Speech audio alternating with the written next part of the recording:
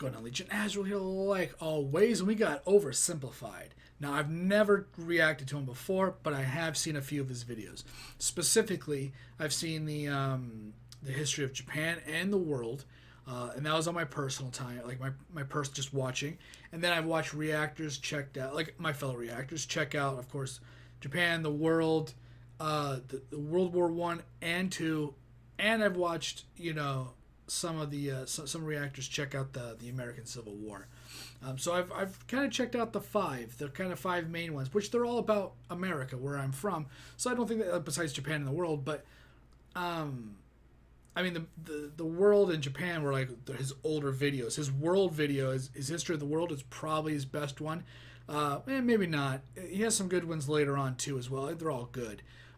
In my opinion, he's probably one of the top 5 just best content creators on YouTube, just because he doesn't follow the trend of harping on things or writing trends, you know, the meme crap, or at somebody else's expense. He just does good content, and these animations and stuff, it's 10 out of 10, man. He's an all-around one of the best YouTube content creators, I think, on the platform. But like I've watched like Lavish Luke. He's somebody that I've been checking out. Watch like the American Civil War, World War I and II specifically, because it's always fun to watch somebody that's not from my part of the world check out something that has that my country has been had a big impact on, you know. So it's also like watching people that aren't white react to Eminem. You know what I mean? It's just something that they didn't grow up seeing and now they are. It's just people on the other side of the tracks seeing something that you know, and that's my favorite reactions. I don't really watch other like Americans check out, you know, the Civil War, because I don't really care what a fellow American thinks about it. We got enough people vocal enough. So, but it's cool to see someone like Lavish Luke and others. It's mostly him checking out that stuff. Like I've been watching the Estonia reactor also check out some of that stuff too. A lot of non-Americans checking out a lot of American content. It's getting the views. But so anyways, back to this video. I have a general knowledge of Russia. You know, I paid attention in school and checked out some stuff, history on my own. History was one of my favorite subjects, but I know so much, right? Only so much. You know, maybe it was just a little complicated. Maybe 2 people have the same name. Maybe it was just I had to pay too much attention on my personal time and it just didn't sink in. So there's some things, the little minute details about who did what, where, when, and how that I might not know. Like I said, I got a general knowledge, but I don't know the history of like Jimmy here. Like I don't know. So I'm going into the Russian Revolution. I'm going to just assume completely blind. And we're going to learn some stuff. So with that, let's just get into it. Check it out. See what it's all about. You know, Russian Revolution. Let's get into it. I'm kind of excited. This is just part 1, by the way. Hey Jimmy, it's the 1800s, an exciting time to be alive. Why don't you get out there and explore the world? Gee whiz, Mom, thanks. This place is amazing. Where am I? Why, you're in France, my boy. Here we come up with wacky new ways of running a country. Liberty, equality, fraternity. Whoa, welcome to the United Kingdom. Here we invented the train. Oh, aboard! Holy smokes! You're in a German factory, my friend. Here we harness fire and coal to create all these sexy leaderhoods. This is incredible. I can't wait to see where I'll end up next. Russia. Where am I? You're in Russia. Have I gone back in time? No, this is just how it is. Are you a farmer? Worse. Technically, my landlord owns me, which makes me a serf. I'm scared. I should be, because I haven't eaten in 4 days, and you look pretty tasty. Hey, Jimmy, how are your travels? I hate you! Okay, well, that was the opening. Great start. Russia in the 19th century. Feudal, underdeveloped, and stuck in the past. While the rest of Europe had been modernizing and improving their citizens' lives, Russia's rulers were taking a different approach. My lord, we're falling behind the rest of Europe. It's time to industrialize, give the people rights, and share your power. Russian czars had no time for pathetic ideas like liberty and modernization because they were too busy having the time of their lives. While the serfs were breaking their backs in the fields, the czars held all the power, and they didn't have to listen to anyone. Want to run the country like a backwards feudal kingdom while the rest of Europe outpaces you militarily and economically? Go right ahead. Want to keep the people uneducated so they don't get any ideas? There's no one to stop you. Want to keep exporting grain even when there's a massive famine causing hundreds of thousands to die? That is your God-given right. While all of this was great for the Tsar, if you were literally anybody else, it probably sucked because Russia was falling behind. If they were to keep up with Europe, they'd need a strong ruler with some big ideas. Oh look, here comes one now. Hey everyone, it's me, Tsar Alexander II, and I've got some big news. I'm releasing you all from your serfdom. You're all free. What's the catch? I'm the best. Oh, there is one thing though. I spoke to your local lords and they weren't happy about losing all their free labor. So as a compromise, you're all gonna have to pay them back a near impossible amount of money for the next 49 years. Expect your lives to barely change. That's what? Dude, I mean, I understand that maybe America has its past and stuff like that, but that just seems like, you know, you get the cuffs off and, you know, you get the shackles off you, figuratively, or maybe sometimes actually, and then it's like you get a swift kick right in the freaking jam bag. Like, you get freed. Serf is just from what I understand, just a little less than a slave. Like, you could run away, I guess, technically, maybe.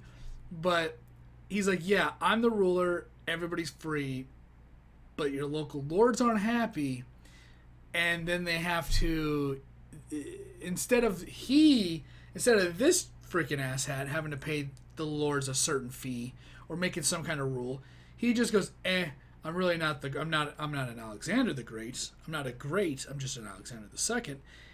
And he's gonna make them pay for their own freedom, which I guess is better when you compare them to other people in other histories. They didn't get to pay for their freedom, but still, it's like you just can't pay it anyway, so you're technically in servitude still. Man, that's rush. That's rough. It's like a second kick in the jam bag. Okay, bye. Now I know what you're thinking. This Tsar Alexander II seems like a pretty cool guy. He's trying to reform the country and get Russia on the right path. Everyone must love this guy, right? Alexander the Wrong. Cool? Why does one man get to decide the fate of everyone in the country? This whole system is dumb. Somebody should do something. Like what? Like kill the Tsar. You're gonna kill the Tsar? Well, me? No. I'm busy. I was kind of hoping you'd do it. Okay. See? Yeah. The people love me. They're throwing flowers, confetti, and high-grade explosives. Okay, Nicholas, your grandfather has a mild case of being blown up by a terrorist, and he's not looking too hot. So we're gonna go say our goodbyes, okay? No, it'll be too scary for him. Nonsense, it won't be scary at all. We're just gonna say a quick goodbye. Ready? Boy, look at me. The people did this to me. And one day, they'll do it to you! See? Wasn't scary at all. So Alexander II was dead. But luckily, they had another Alexander lying Jesus around. Christ. Alexander III. And he felt his dad's reforms had weakened the Tsar's authority. Russia was massive, and as a result, had many ethnic minorities. Non-Russians? More interested in their own cultural heritage than in loving me? Isn't it great? So much beautiful culture and diversity in our great nation. Alexander thought all these minorities should be a little more Russian, and thereby loyal to him. So he repressed religious minorities. He repressed non-Russians. He introduced the Okhrana, a secret police force that repressed anybody who thought having a Tsar was dumb. If Alexander II was the great reformer, Alexander III was the great repressor. Now that's how you run a country. Hey Dad? Ugh, great. It's my son Nicholas, who I like to call a girly girl because he's so weak and pathetic. When are you gonna grow up? You still look like a girly girl to me. But Dad, I grew a beard. Yeah, an ugly girly girl beard.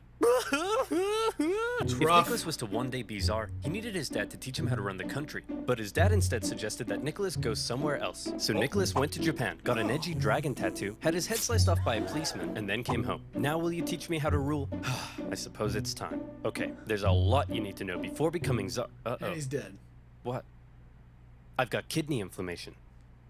Oh. Well, damn. Oh, no. Upon his father's death, a totally unprepared Nicholas II ascended to the Russian throne. He wasn't a reformer like his grandfather, nor was he a repressor like his dad. Nicholas was Nicholas. Timid, easily swayed, and more interested in doing whatever the hell this is. Or this. Or this. He wasn't ready to rule, and he himself admitted it, saying, I'm not yet ready to be Tsar. I know.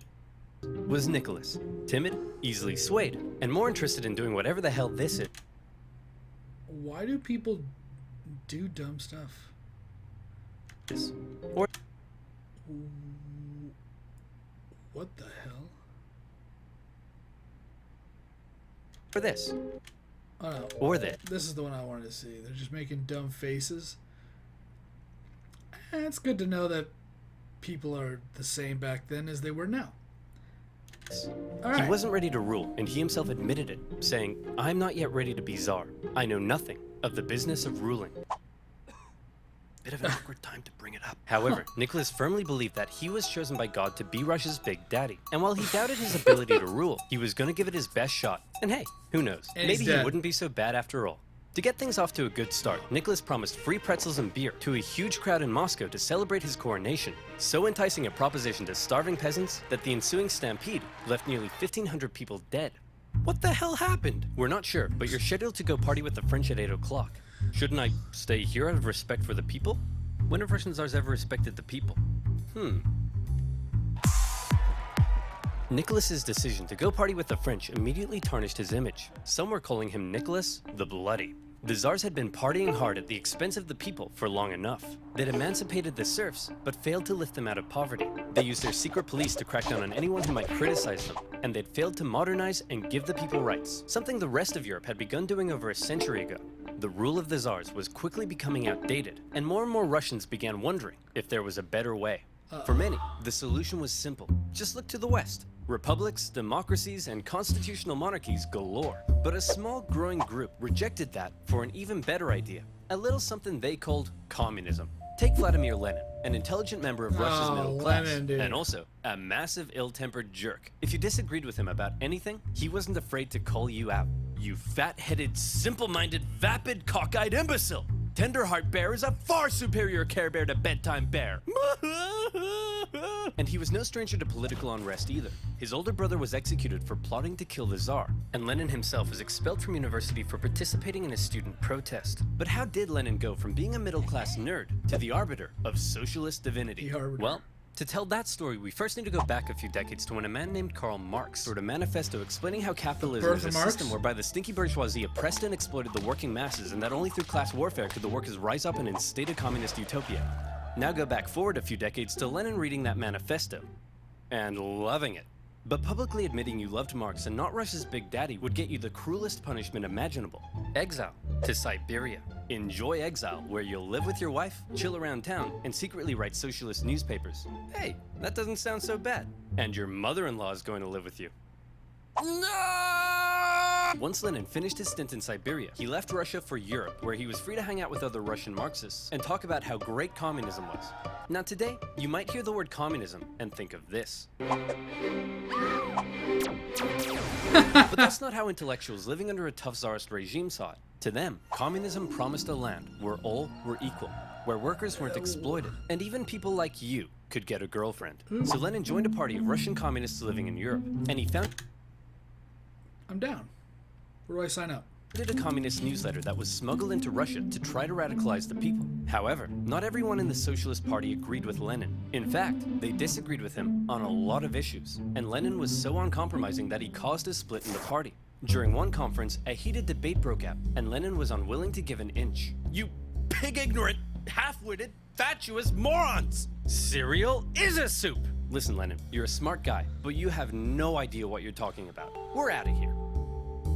All in favor of cereal being a soup? Hey, would you look at that? We're in the majority. So Lenin set up his own faction within Seems the like a party douche. called the Majority, or Bolshevik if you're speaking Russian. And the other faction became known as the Minority, or Menshevik. And oddly, the majority were often in the minority, and the minority in the majority. The Mensheviks were less radical, whereas Lenin wanted the Bolsheviks to be loyal to him and his uncompromising ideas. And if you weren't loyal, well then you're gonna get a big brain beatdown. Mensheviks worried that Lenin's attitude I don't know. That like kind of like drives me nuts that some people just cannot accept when they're wrong. It just, what the hell is that? There's a fish right there. Dumb coral biscuity? Huh. could lead to a one-man Nice touch. dictatorship. But come on, does this guy look like a dictator to you? For now, Lenin remained in Europe, writing his socialist newspaper and impatiently awaiting an opportunity to overthrow the Tsar and bring communist utopia to Russia. Cool. A free hat. Who the heck are you? I'm definitely not a Russian secret police officer spying on Marxists. Oh crap, I don't want secret police watching me. Then you, my friend, should use NordVPN. Do you like having your identity stolen? If yes, you need therapy. If no, you need NordVPN. NordVPN when using with its brand new NordLynx technology. Have you quarantine binged all of your favorite shows on Netflix? Well, with NordVPN, you can watch the Australian version. Or is one of the greatest videos on YouTube still banned in your country? I think you get the point. You can now get NordVPN with 68% off a 2-year plan for only $371 per month, plus 1 month free. So click on nordvpn.com/oversimplified in the description below and get protected now. That's nordvpn.com/oversimplified. And as always, you'll be supporting my channel. So muchos arigatos, mon petit pois. Now where was I? Oh yeah, French and Spanish? A timid, easily swayed czar, a massive ill-tempered jerk, impatiently awaiting a communist revolution. And revolution was coming, but not in the way Lenin thought. Back in St. Petersburg, one of the Tsar's most skilled and influential advisors knew the country finally needed to catch up with the rest of Europe. Hey Nick, we really got to industrialize, get more factories, and make some, I don't know, textiles or something. Won't that change the social fabric of Russia? Maybe. Hey, isn't it past your bedtime? But I haven't had my milk and snuggles yet. Will you snuggle me? Nicholas thought modernization was boring, but he let Sergei do his thing. And do his thing he did. He borrowed some money and got Russia some sexy factories. And you know what sexy factories means. Sexy workers. Dirt poor, sexy workers. Long hours, low wages, filthy disease-ridden factories. Sleep in overcrowded dormitories with all your stinky worker friends. Get your arms ripped off in a freak Russian doll accident. Conditions were terrible. But this growing working class wasn't about to take it lying down. They started to do what workers do best. Strike. Despite Sergei's efforts, people in Russia still weren't happy. Peasants were still poor, liberals still wanted reform, and now the workers wanted better working conditions. And the problem with being an autocrat is that when everyone's unhappy, there's only one person to blame. You. The people hate me. What do I do? Ooh, I know. Why don't we find a weak and pathetic nation to go to war with? We'll win easily, and everyone will love me again. Why don't we just try treating the people better? Ew. As luck would have it, an opportunity for war was forming in the Far East. Russia wanted to expand its sphere of influence into northern China, and coincidentally, so did Japan. But Japan didn't really want war, so they proposed an idea to reduce the tension. Hey man, we'll let you do your thing in Manchuria if you let us do our thing in Korea. I don't think so. We've got the largest army in the world. What do you have? I'm the Emperor of Japan. I have a giant mecha suit. Whoa. Cool. Nicholas and the boys didn't see Japan as a threat, so they felt they could push Japan around. But little did they know Japan had been rapidly militarizing, and when they launched a surprise attack on a Russian fleet at Port Arthur, everyone was shocked. Nicholas hoped it was an opportunity to win a quick war and regain the support of the people. Nobody seriously thought a puny Asian country could defeat a European superpower, and the Russian people were filled with patriotic spunk. Hey everyone, we're at war with Japan! Hey everyone, we're losing the war. The Japanese won, an embarrassing defeat for Tsar Nicholas. Russia had enough problems, but now it had been internationally humiliated. The public were outraged. Unrest increased. Nicholas needed snuggles now more than ever. The tension was rising rapidly, and Russia was on the verge of revolution. All it needed was one disaster to push it over the edge. And that disaster would come in January 1905 from an unlikely source, a handsome Orthodox priest named Father Gapon. Father Gapon was leading workers and their families to the Winter Palace, but this wasn't some violent uprising, it was a peaceful protest. They wanted to deliver a petition to Nicholas, which simply asked for more freedom and better working conditions. The protest was actually so peaceful and respectful that the Marxists thought it was a big waste of time. Hey Nicholas, some priest is leading a peaceful protest. Says here they want to give you a petition. A peaceful petitioning priest? I better get out of here. Nicholas had actually left the Winter Palace days earlier, and in his place, they brought in a truckload of troops, ordered to stop Father Gapon from reaching the palace. Hello, good sir, and long live the Tsar. Please, allow me to pass this simple petition to our dear father, Nicholas II. Good day to you too. Please, allow us to respond by opening fire. Wow. What began as a peaceful protest ended in tragedy. Imperial soldiers opened fire on the crowd. Around 200 civilians died, 800 more were wounded. All they wanted was the opportunity to ask Nicholas to improve their lives. Instead, they were met with bullets. Damn. Nicholas didn't personally order the troops to fire, but as an autocrat, he got the blame. The event became known as Bloody Sunday, and Nicholas's reputation plummeted. Strikes erupted across the empire. Workers' demands increased. Liberals demanded political power. Peasants demanded land. The country was out of control, and the 1905 revolution had begun. Listen, Nicholas, peasants seizing my land and murdering my family I can tolerate, but illegally chopping my wood? That's obscene! And the worse I treat my workers, the more they strike. I don't get it. Everyone relax. As long as the military is still on my side, there's nothing to worry Those are about. the ones you Sir, kill. the sailors are starting to mutiny. Well, my life just sucks. With Russia still losing to the Japanese, unrest was growing in the military, and some sailors had even taken to killing officers. Having the people against you was bad enough, but if the military joined in, it would be game over. To make matters worse, in October, workers and Marxists, including one Leon Trotsky, began setting up local elected councils called Soviets that coordinated strikes and supplied the workers. Sergei could see the writing on the wall. Things were going south fast, and he needed a big idea to save the Tsar. And luckily, he had just that. You see, all these angry people from different parts of society weren't really working together, meaning there was a weakness to exploit. Sergei wrote a manifesto that would give the liberals an elected assembly called the Duma. It took some convincing, but eventually, Nicholas agreed to share power and have his laws approved by an elected assembly. Hey liberals, here's your stupid manifesto. Happy now? We certainly are. But what about these guys? Aren't you gonna give them what they want? Oh, goodness no. I was just gonna kill them. With the liberals satisfied, and after ending the war with Japan, the Tsar brought thousands of troops home, who then dismantled the Soviets, arrested their leaders, and crushed the peasant uprisings in the countryside. And how about that pesky parliament Nicholas had agreed to share power with? Well, he then wrote a bunch of new laws, which basically said, hey, remember that manifesto I wrote and how you guys were gonna approve my laws? Slight change of plan. Actually, I'm gonna do whatever the hell I want, and you guys are gonna shut up. What? The people won't stand for this. Damn. People? What people? You know, this is why people don't like you. And just like that, Nicholas had survived the 1905 revolution.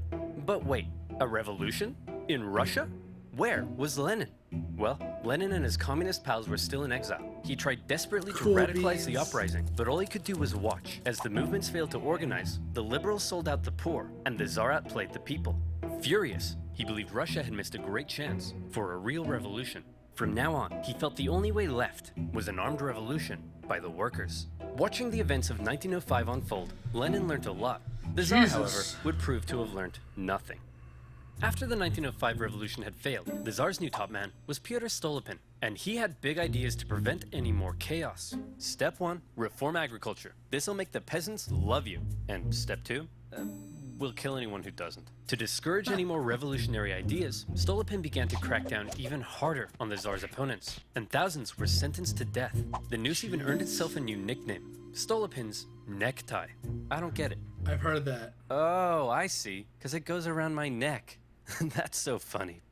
But despite the oppression, many positive reforms were also being made, and the Russian economy even began to improve. This was a problem for Lenin. If the people weren't suffering, then they wouldn't support a revolution. Still in exile and lacking funds, the Bolsheviks simply weren't in a position to do anything. Luckily, it was around this time that Lenin met an incredibly handsome Georgian Stalin? with your second favorite historical mustache, Joseph Stalin. Lenin and Stalin met at a communist convention in Finland, and Lenin liked Stalin because he was a real go-getter and was great at fundraising for the Bolsheviks. And by fundraising, I mean kidnapping, robbing, extorting, bribing, ransoming, assassinating, prison breaking, stealing, Jesus. bank raiding, executioning, and stealing again. Hey He's Stalin, just a the criminal. Mensheviks aren't so hot in all this. No wonder their country was a shit show for so long. A criminal. So this is when the things you didn't know, but you knew bits and pieces in the beginning, middle, and the end, but you didn't know the in-betweens of those. When they say, like, the mob runs everything, or things like that, it's because you had a criminal running a country, and that's why so much crap was allowed to it's why they got away with it all. Stealing. I didn't But know we that. still I didn't need know money. Stalin so was the that next time bad. we do a big heist, just do it quietly. Okay, quietly. Got it. Explosions. If this isn't quiet, I don't know what is. Stalin's wacky antics eventually got him exiled to Siberia, but he had established himself as a big balls Bolshevik. However, no amount of Bolshevik balls could stop what was happening. The Russian economy was making a recovery.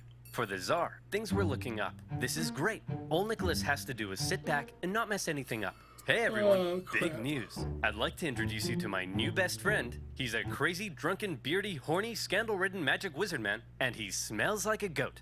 We're screwed. Rasputin. a dirt-poor peasant from dirt-poor nowhere. But unlike all the other dirt-poor peasants, Rasputin had holy healing powers. And when this holy mystic wandered into St. Petersburg, people began to notice. He quickly became famous, and word of this mystery man and his healing hands made its way to the royal palace. The appearance of a holy homeless healer was of great interest to the Tsar and his wife. As far as royals go, they weren't that inbred, but they were just inbred enough for their son Alexei to get hemophilia, or in layman's terms, Mamma mia, that's a lot of blood! Knowing Rasputin could heal people, in 1906, Jesus. Alexandra asked for Rasputin to come and see if he could cure their son. And crazy as it sounds, Rasputin did heal Alexei, possibly by taking him off his doctor-prescribed aspirin.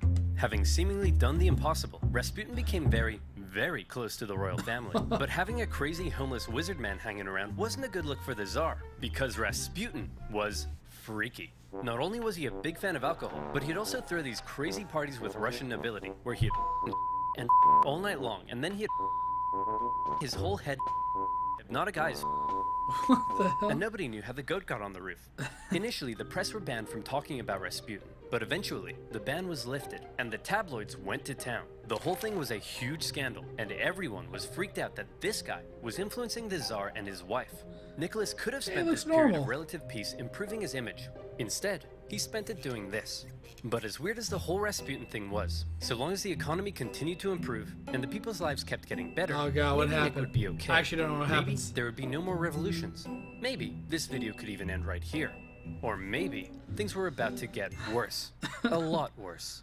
You see, the year is 1914, and that means it's time for World War I. Damn. Well, that was enlightening. A lot of I think I knew the general stuff of it. I didn't know the people though specifically, like Whit or White or whatever his name was. Yeah, dude, like the amount of I didn't actually know the amount of suffering. I think we always just kind of like said, oh yeah, Russia sucks to live there. That was always what it just was. It became a meme and a joke before memes were a thing. You just know that Russia was never always the most stable or the best for its people, I guess. And like when you watch certain things that talk about like Cold War and things like that, you get a good glimpse of how they were. But they definitely, I think, picked up, especially when they're like putting satellites in space and the first manned mission to space itself. I think specifically the space race. And things like that. It was definitely, I think, looking up for them, but there was still going to be a lot of their trials. There's a lot of history to Russia, and it's very interesting, and it's very awesome to kind of see. Sorry for the low energy. Like I said, I'm dead tired. Hey, it's my day off, you know, and I kind of woke up a little late. I'm just gonna, you know how it is, right? Just Jesus. Anyways, hey, if you checked out the video, you stayed at the very end, I appreciate it. Thank you for watching. Thanks for changing out. I can't talk, man. Like I said, I'm tired. Thanks for hanging. I should have got that freaking energy drink. I knew I should have just punched me in the face. But hey, more importantly, check out OverSimplified. You know, for me, I check out what he's done, and then I watch reactors second. So the ones that I like the most, I check out other reactors. So definitely give this man or this individual a follow, subscribe, turn the notification bell on for him. See, he has just came out with a new one. I think this is the new one. Yeah, and check out some of his older stuff too.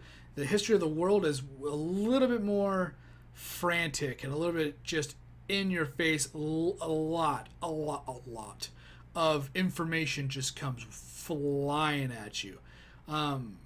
If you have a general understanding of history and you're interested in history, you should be able to, you'll be all right. If not, maybe pause. But I can't say enough nice things about OverSimplified. Always doing a great job. And all the little animations he does, or whoever he has does them for him. I think it might be him.